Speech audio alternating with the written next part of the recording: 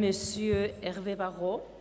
Il va partager avec nous l'expérience du Conseil général de l'Aude, notamment dans le domaine de la gestion du Fonds social européen. Je crois que c'est correct cette brève présentation et alors je vous cède immédiatement la parole. Merci. Je pense que pour aborder ces questions de gestion des fonds européens, il faut aussi prendre en compte l'histoire de nos pays telle qu'elle nous est parvenue aujourd'hui. Nous sommes, si je ne compare que les pays de l'arc latin, les trois pays, nous avons des histoires différentes. Je parle là structurellement parlant, avec, on l'a vu, avec l'Espagne, avec des autonomies fortes, l'Italie avec des provinces qui ont été structurellement liées à la naissance de la République. Nous, pour des raisons historiques, nous sommes un État centralisateur, un État centralisé d'origine. Il y avait la royauté, mais la République, en dehors du fait qu'elle a considéré le citoyen différemment de la manière dont les rois considéraient leurs sujets, la République est restée bâtie, malgré tout, sur le modèle centralisé qui fait que l'État doit, par définition, tout contrôler. Et dans notre histoire, qui est quand même longue, puisque la Révolution française remonte à 1789, ce n'est qu'à partir de 1981, 1982 même, que l'on a commencé à transférer aux départements en particulier, les régions n'existaient pas à cette époque-là, on a transféré aux départements des pouvoirs politiques en matière de gestion d'un certain nombre de dossiers. Alors après, je n'entre pas dans le débat de savoir si on leur a transféré les compétences et l'argent nécessaire, ça c'est un autre débat, c'est un débat franco-français qui a toute sa raison d'être aujourd'hui d'ailleurs dans notre pays. Alors ce qui s'est passé à partir de 1982 pour l'interne de la politique française n'a pas suivi forcément pour ce qui est de la gestion des fonds européens. Et il a fallu d'ailleurs attendre une circulaire du Premier ministre de 2007 pour que soit facilitée la gestion de la subvention globale au titre d'un certain nombre de fonds européens, et en particulier du Fonds social européen. Donc on voit bien qu'on a encore dans ce domaine-là des étapes importantes à franchir pour d'ailleurs venir en aide aux personnes qui sont bénéficiaires de ces fonds et surtout, sujet extrêmement important, pour rapprocher l'Europe du citoyen, dont nous savons aujourd'hui que l'une des critiques majeures, et nous sommes bien placés en France pour le savoir en ce moment particulier, nous savons qu'une des critiques majeures qui est faite à l'Europe, c'est d'être justement éloigné du citoyen et de ne pas prendre suffisamment en considération les besoins de la population. Donc, le fait que les collectivités locales, que les pouvoirs locaux intermédiaires demandent à être partie prenante de l'élaboration des politiques européennes et de la gestion des fonds européens est fondamental pour ce qui est de l'existence même de l'Europe et de la compréhension de l'Europe par les citoyens, alors français bien sûr, puisque je parle de l'expérience française, mais par les citoyens européens. Je pense que c'est le même cas en Espagne, en Italie, et puis d'autres, ou en Allemagne, d'autres pourront s'exprimer là-dessus. Alors, je ne vais pas être très long.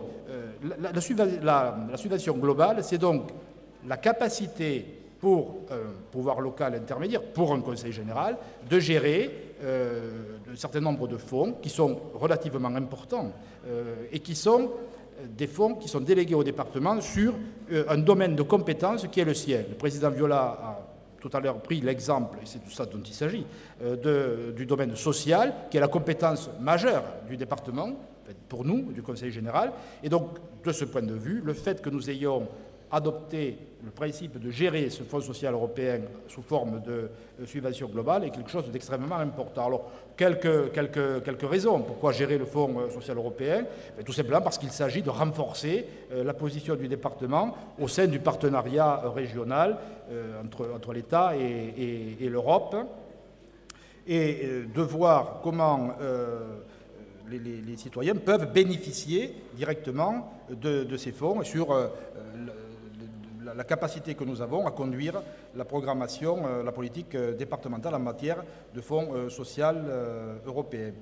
Nous sommes aussi amenés à gérer ces fonds parce que, dans une logique quantitative, ça a été dit, le département gère de la politique sociale et donc, par l'addition des fonds qui sont mobilisés par le département et des fonds que l'on peut mobiliser à partir du Fonds social européen, nous pouvons faire toujours plus et mieux pour les citoyennes et les citoyens qui sont dans des situations de recherche d'emploi, d'insertion dans la société, les personnes âgées aussi, en termes d'aide à la personne, que nous pouvons mieux organiser de cette manière-là.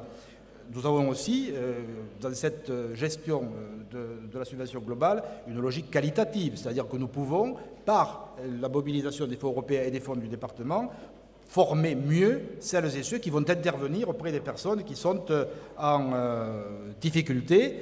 Nous avons une logique aussi pragmatique, tout simplement parce que nous ne sommes pas les seuls à intervenir. Nous sommes aussi en aide à des associations ou à des intervenants qui sont encore plus proches du terrain que nous ne le sommes. Et donc, dans cette logique pragmatique, nous pouvons leur éviter la lourdeur, dont j'évoquais tout à l'heure l'une des difficultés, la lourdeur des processus de montage des dossiers, et donc être plus efficace et plus efficient. Et enfin, dernier point que je vais évoquer très brièvement en matière de pourquoi gérer une subvention globale, il y a aussi cette démarche expérimentale qui peut nous amener à conduire un certain nombre d'expérimentations pour voir comment faire mieux et être plus efficace dans ce domaine-là. Alors, de cette subvention européenne gérée en subvention globale, nous avons identifié un certain nombre de plus-values, mais aussi un certain nombre peut-être de moins-values, si je puis dire. La possibilité, les plus-values, c'est par exemple ce que je viens d'indiquer, la possibilité de financer des projets innovants ou des projets expérimentaux. Donc là, parce que nous sommes au plus près du terrain et parce que nous savons qu'il y a un certain nombre de pratiques qu'il faut faire évoluer, eh bien, nous avons la possibilité, avec les fonds du département et les fonds européens, de pouvoir aller dans ce sens de financement des projets innovants. J'ai évoqué la question de la professionnalisation. C'est vrai que les personnes qui interviennent auprès des personnes qui sont en situation difficile et donc dans un processus d'insertion auprès des personnes âgées, il y a un besoin incessant, permanent, de formation. Et donc cette formation, nous pouvons, en mobilisant ces crédits, la rendre toujours de plus en plus efficace. Nous avons aussi, le représentant de l'Europe ce matin disait, l'Europe est soucieuse des sous, de l'argent qui est distribué, si je puis dire, sur l'ensemble des opérations conduites par l'Europe. Les collectivités locales, les pouvoirs locaux intermédiaires aussi sont soucieux de la bonne gestion des deniers publics, et un euro est un euro. On ne dépense pas un euro pour dépenser un euro, on fait attention. C'est vrai que la contrainte et le cadre européen nous amènent à être encore plus soucieux de cette démarche-là, encore plus strict. Et donc, c'est clair que pour nous, c'est aussi un gage d'efficacité et dans le cadre, dans le domaine de l'amélioration de la rigueur et de la transparence quant à la gestion des fonds publics qui sont des fonds qui sont surveillés étroitement par la Commission européenne. En revanche, c'est vrai, et je ne vais pas insister, je l'ai dit tout à l'heure, le formalisme dont fait preuve l'Europe est quelquefois un frein à l'utilisation, et notamment dans les domaines expérimentaux, et quelquefois un frein à l'utilisation des fonds européens. La complexité de la manière dont sont construits les fonds européens et la technicité demandent de la part de nos agents une formation et une efficacité qui est souvent... dont ne peuvent pas bénéficier un certain nombre de collectivités inférieures, ce qui fait que c'est le Conseil général, le niveau de la collectivité locale intermédiaire, qui fait pour les autres un certain nombre de choses. Il y a aussi une question extrêmement importante, et je sais qu'elle n'est pas la même pour tous les pays, c'est pour ça que je vais le dire, c'est que nous sommes amenés à faire des avances. C'est-à-dire que lorsque nous engageons une action, nous engageons nos finances, et nous engageons aussi nos finances pour le compte de l'Europe, et nous nous faisons rembourser ensuite. Donc pour cela, c'est vrai qu'il y a, ça fait partie des règles d'ailleurs, de gestion du fonds, de l'enveloppe globale, de la subvention globale, pardon, nous devons être solvables. Donc cela veut dire que le Conseil général est amené à avoir, en dehors de sa propre dépense, des dépenses faites pour le compte de tiers, c'est-à-dire de l'Europe, dehors, comme on dit, et donc pourrait être des fois mis en difficulté par ce retard qui est mis au remboursement. Et puis, bon, je l'ai dit, la difficulté, le suivi suppose que l'on mette à disposition de la gestion des crédits européens, du personnel qualifié et en nombre important. Voilà ce que je voulais dire sur la gestion du Fonds social européen. Et pour dire, parce que nous sommes aussi à la veille de la nouvelle programmation 2014-2020, bien sûr, ce qui a été notre expérience dans la gestion de la subvention globale pour le Fonds social européen nous amène à dire qu'il faut aller plus loin encore dans ce domaine-là, mais pas seulement en matière de Fonds social européen, aussi en matière des autres fonds dont l'Europe est à l'origine. Je pense en particulier, puisqu'on parle des pouvoirs locaux intermédiaires, au FEADER, notamment en matière de développement et d'attractivité des territoires ruraux. Je dis ça pourquoi ? Parce que dans notre pays, la France, le département est la collectivité qui a la charge du développement rural. Donc il serait légitime que, comme on le fait pour le Fonds social européen, qui est je parle de la question sociale, qui est une des compétences majeures du département, il serait légitime que, dans le domaine du développement rural, dans le domaine de l'attractivité des territoires ruraux, nous ayons aussi la possibilité de gérer ces fonds qui sont aujourd'hui gérés par l'État.